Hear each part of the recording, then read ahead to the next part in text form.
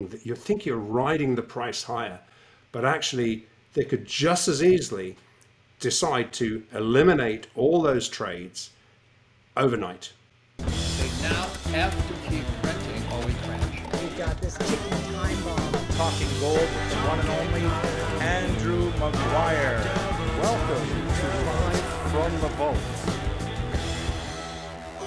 Hey, welcome to Live from the Vault. My name is Shane Morand, and I will be your host for this episode. And from the entire Live from the Vault team worldwide, we thank you for your continued support. And as you can imagine, this community keeps growing more and more and more every single week. And there's a lot to talk about during these historic times. And we've got, of course, Andrew Maguire in the house with returning special guest, Mr. David Tice. And they'll be talking gold, of course. This is going to be an amazing episode, I know, so fasten your seatbelt. Live from the Vault gives you access to information that you just can't get anywhere else, and this episode will be no exception. And just before we go to Talking Gold with Andrew Maguire and our special guest, remember, hit that like button, subscribe, do all the things necessary, because it really, as you keep spreading the word, will help a lot of people discover this important information. So then, if you want to, you can also click on the bell and you'll be notified live every time one of these episodes goes up. So again, hit the button right now. And so with that, let me introduce you to our returning special guest. His name is David Tice, and he was the founder of David W. Tice and Associates, LLC. It's an investment management and research firm. And in 1996, DWT&A started the Prudent Bear Fund to give individual investors the chance to protect themselves against a declining stock market. And David is about to release a brand new documentary. Get your pen and paper out. It's on the U.S. power grid. And what may shock some viewers, of course, it's called Grid Down, Power Up. And this documentary really helps us understand the threat to the U.S. power grid and how and what we can do to fix this problem.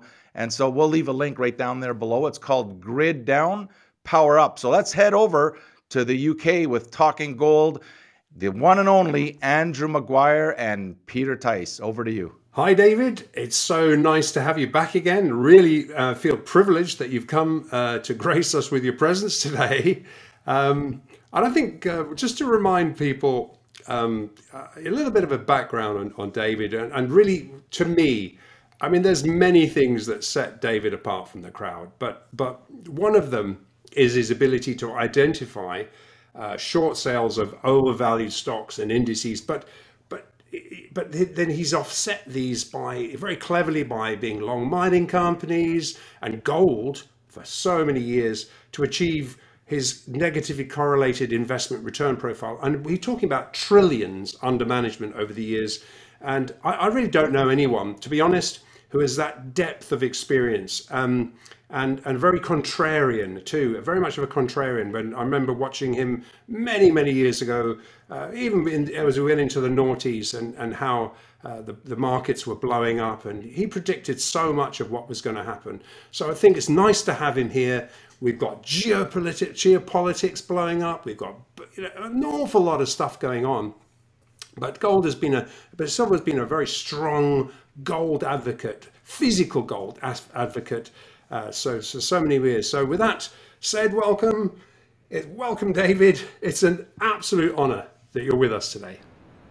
Well, so great to be with you, Andrew, and your listeners. Your listeners are quite lucky to have your insights provided on From the Vault. Now, I might have to correct you. I never managed trillions. We ended up capping it about 1.6 billion. But we had a lot of fun in those days, and we certainly protected our investors very well during bear markets.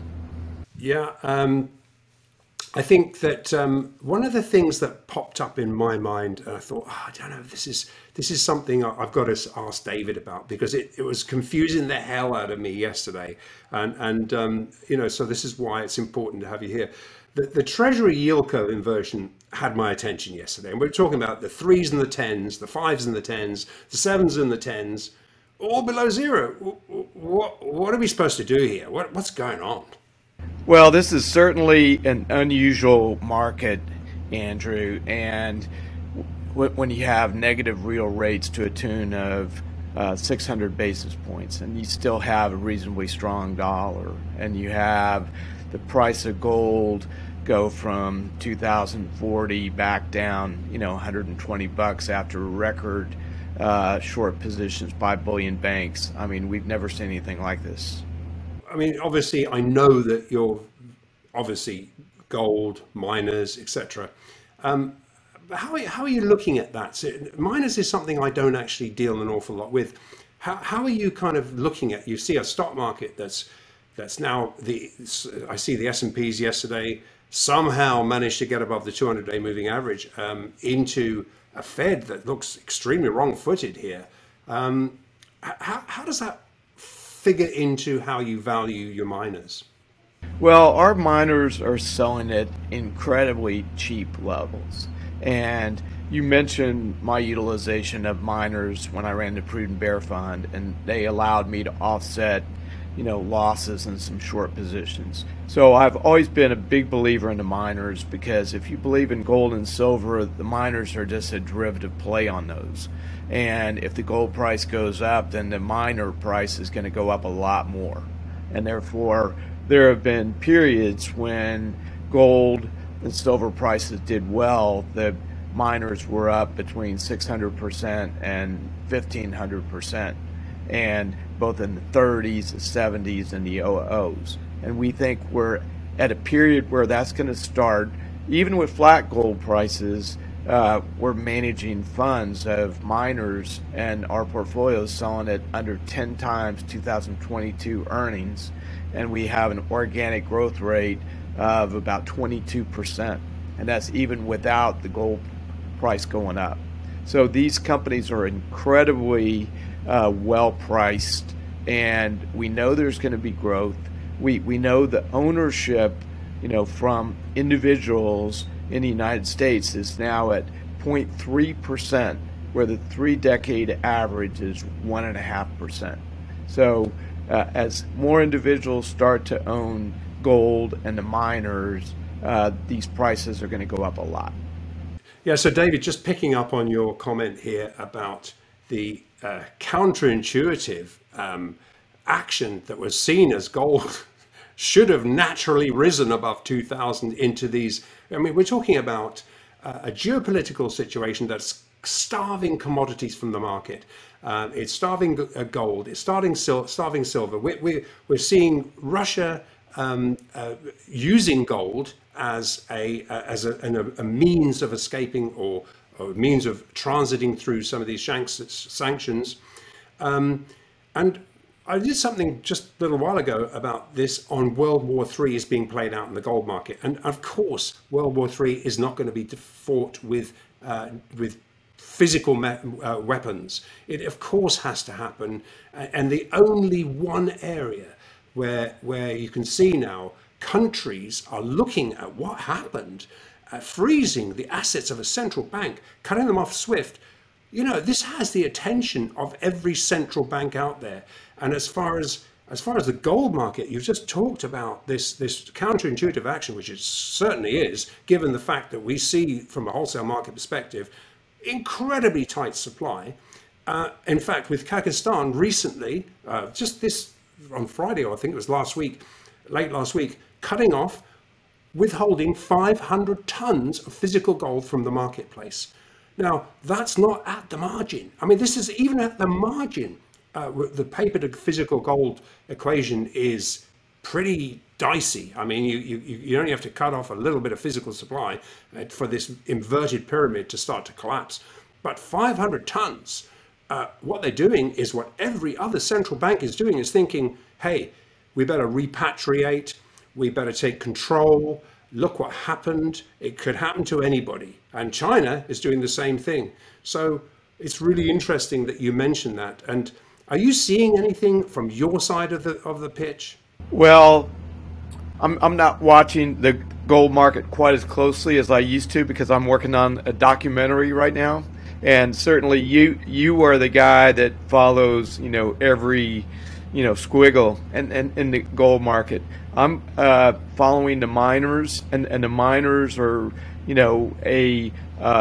as I said, a derivative play to the gold price. But what we saw with geopolitical, which I'm watching closely, and where we are with Russia and the Ukraine, and looking at inflation, and where we are on rates, and these are astounding times, and we just have every confidence that these miners are going to go up a lot.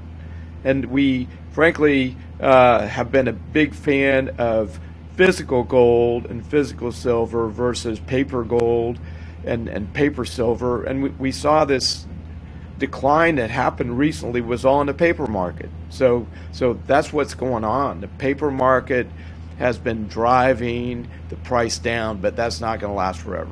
Yeah, absolutely. And I think this is what staggers us really, and all of us who understand the gold market, is that to fight a physical price that is rising, a stair-step physical price that is rising based on real true supply demand fundamentals, to fight that with paper gold is an own gold. It's an own goal, sorry, because what that's doing is reopening the gold window that Nixon closed 50 years ago. And after all, and if I've got this right, David, didn't Powell the other day, wasn't he screaming stagflation? Was this not what is on the front burner? Isn't that what triggered the gold window to be shut in 1971, stagflation? Well, exactly, and I think we are facing that today. I mean, now the talk has moved away from transitory inflation, and now we crept up to 8%, and now we have the price of oil that's going to ripple through prices, and so we see airline prices up a lot. I've been making reservations lately, and I'm astounded about how much higher they've gone. So that's obviously affecting your managing your decisions to manage your assets, obviously. Exactly. The other thing that pops up, and I'd like your thoughts on this too, is that quite clearly, although we have no absolute proof of this, but it is credible, very, very credible, the sources we're getting it from, is that there is, for very cheap discounted Russian oil, there is an oil for gold trade beginning. It's the thin end of the wedge, and I think it's inevitable. I think 5 to 10 years from now, something was going to happen. It was going to happen anyway. But I think it's been brought to the front burner. But I think, I guess, really what I'm trying to say here is that if we see the physical gold being swapped for oil, that's going to completely destroy the paper market, because you cannot swap a paper gold credit position for a physical asset. That makes a lot of sense. And certainly we've seen talk just in the last couple of weeks about in the oil market as far as purchases for renminbi.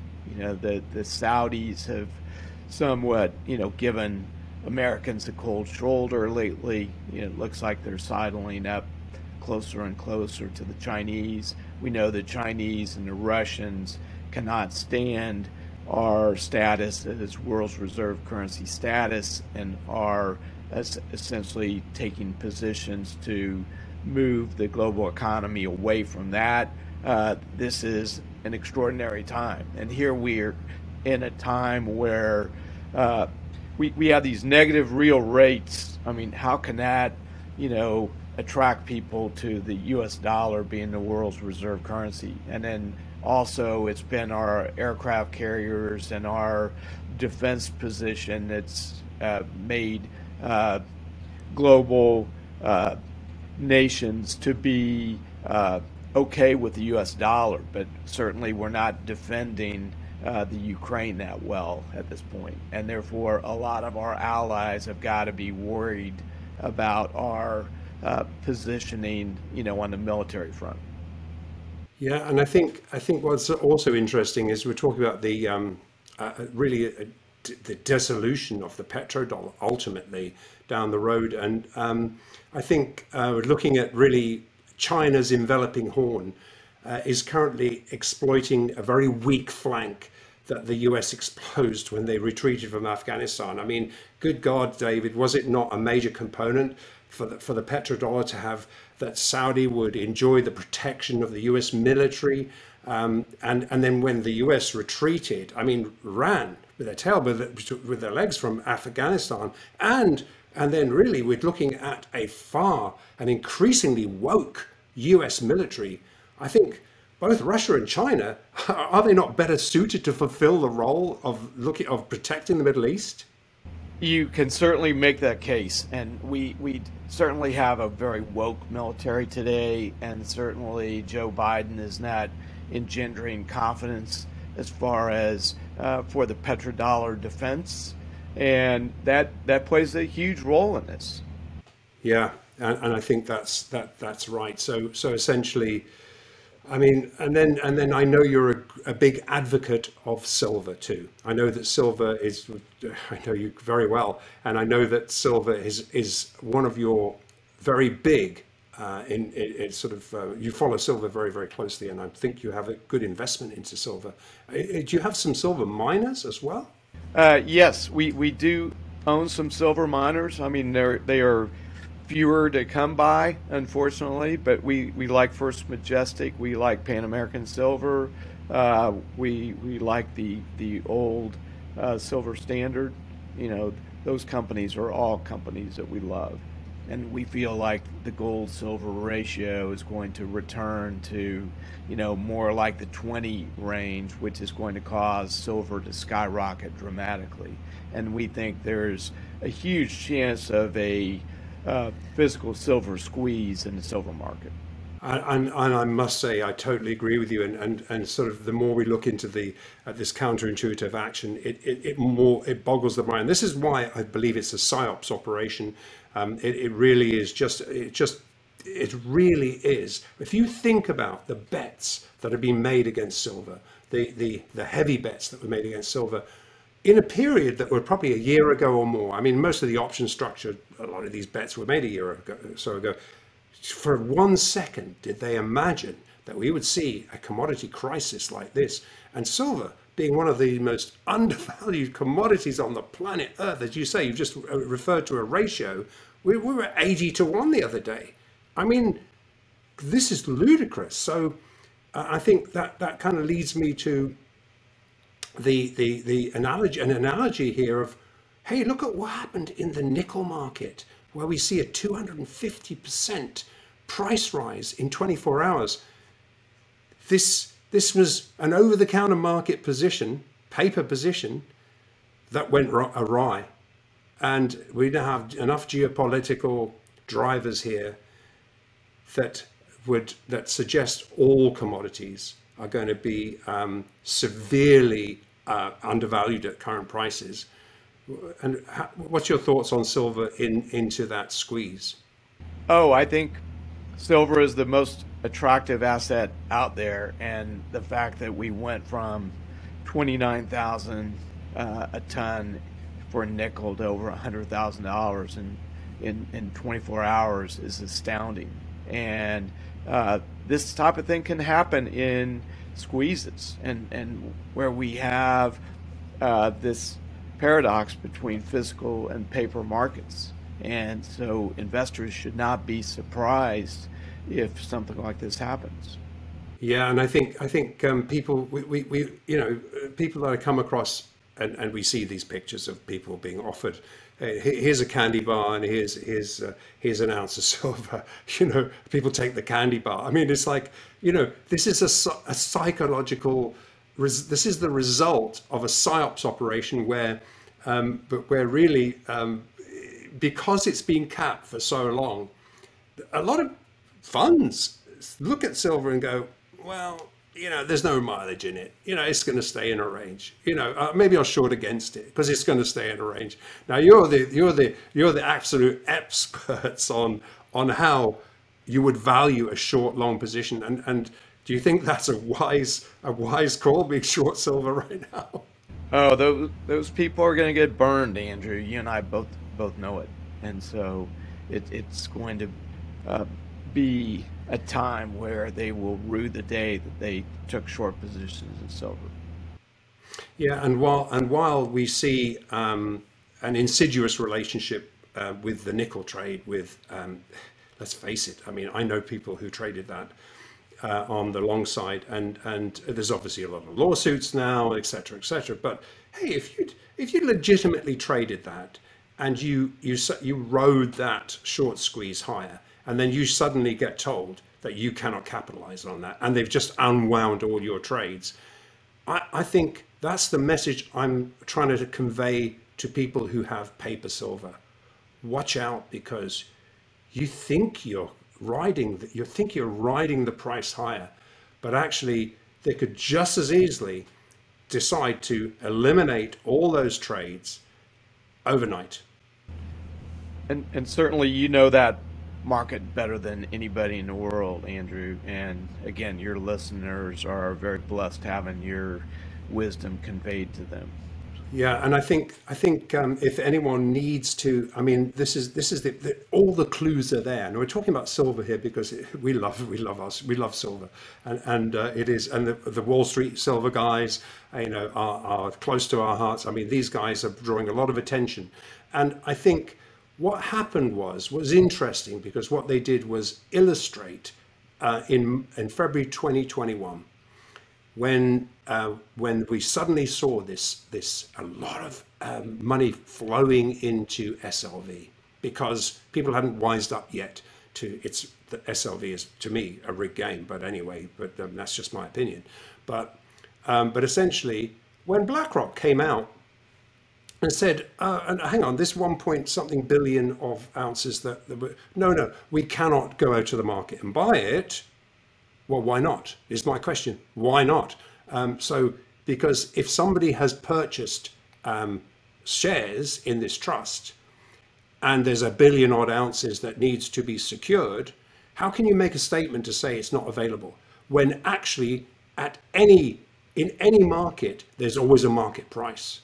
And again, your listeners should go back and listen to all your From the Vault episodes where you've explained that phenomenon. I think that's one of you've successfully ridden the short stocks long gold trade for so many years, and I think people should really pay attention to what you're saying, and even when this diluted paper gold trade has outperformed the S&Ps, and you did that call back right at the turn of around in the noughties, as they call it, and we've noticed a really bullish divergence going on ourselves. The Fed put, I guess really what I'm leading to is this Fed put that's in place for stocks, that everyone knows is in place for stocks, and with this collapse in real yields, I guess the question is, and still the stock market bubble pops, do you think gold can now rise with stocks for a while, if you think that stocks are going to continue to rise? Well, if the Fed put, which we know is still in place, and there's a lot of people that are thinking we could have a continued melt up from here. Frankly, I can't discount that as being impossible, because I've been burned too often by underestimating, the Fed put and melt ups. But what we experienced from 2013 to 2017 was really a melt up, and we protected ourselves by being long gold and silver mining companies. So we ended up losing money on our short positions, but we made a lot of money in gold stocks. And therefore, if you want to be short this market, you should really be long miners or bullion to be able to offset that, because what you're experiencing is a depreciation in terms of the currency, and therefore that can cause stock prices to levitate. But then, at the end of the day, your miners and your bullion is going up because of that depreciation of the currency.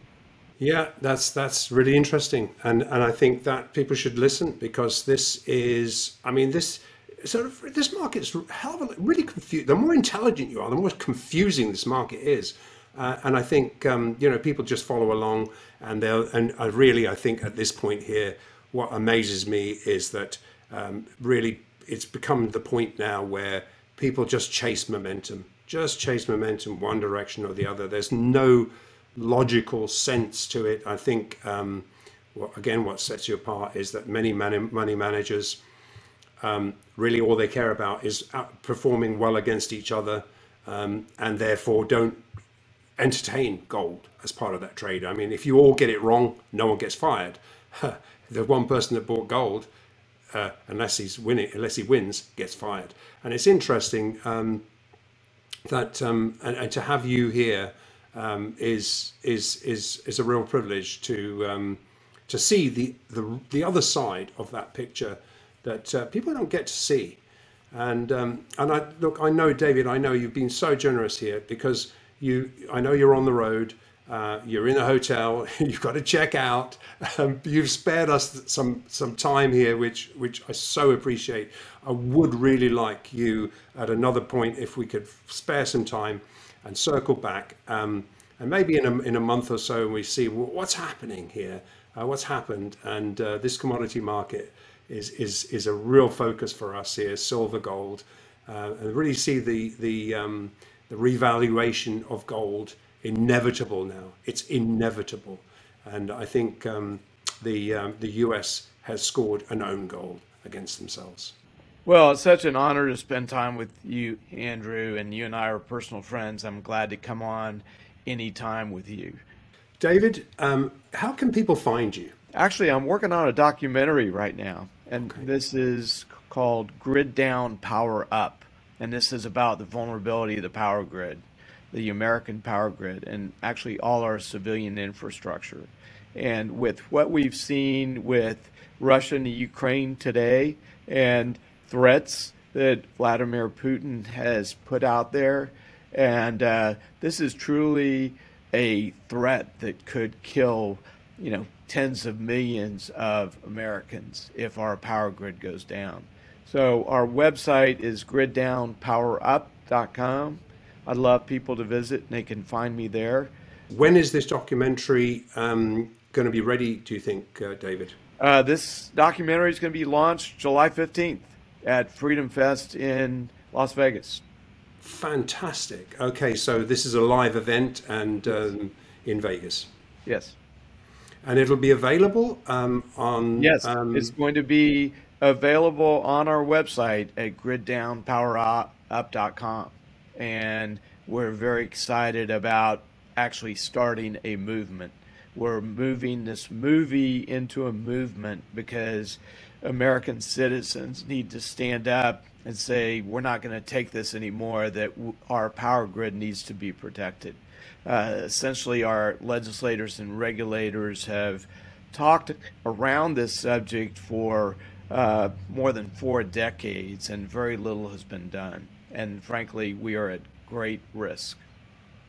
Well, and living in Texas, that brings it right to the front burner, doesn't it? Because you've experienced just a taste of what you're talking about. And like you said, it truly is a taste. And in our film, we bring up the fact that there's a vast difference between a interruption, a grid interruption, and a grid being down phenomenon. If power goes out for 6 months, it's not just a couple hundred people that'll die, it will be tens of millions. Because in that case, our water systems will not be working, and people will die if they don't have water for 3 days. And then the food supply is interrupted. There will be chaos in the streets. It can be very, very chaotic and problematic, with tens of millions of people dying. And frankly, this is a fixable problem that we can fix. And really what you're doing here is you are generating a movement to do something about this. Exactly. Yeah, that's so important. Thank you for that. And I certainly will be logging in, and if I can get into the US, then I will definitely come. I'd really love it. It'd be an honor to come and see the launch of this. And certainly it's a concern which I don't think, if you talk to the average person, have no concept of what you've just mentioned could happen. And so easily, geopolitics, this could happen easily. And you wouldn't even know it was going to happen till it happened. David, thank you so much. And I really do look forward to seeing you both personally and here again. Thank you very, very much. Great to be with you guys. Be well. Well, thank you so much, David, Tice, and Andrew Maguire, of course, for another fascinating discussion. And we'd like to remind you to click on the link below, of course, to get more information on David's brand new documentary. It's called Grid Down, Power Up. So just click the link below. And remember, as we conclude here, to buy physical and understand the difference between what Andy affectionately calls the casino paper gold and silver markets and the actual physical gold and silver markets. They're not the same. Don't be fooled. And there you have it. That's all we have for you today on another episode of Live from the Vault. Please help us spread the word about this channel by keep on liking it, hit the share button, subscribe, and then click on that bell if you'd like to be notified every time one of these episodes goes live. So with that, we'll see you next time on Live from the Vault. See you then.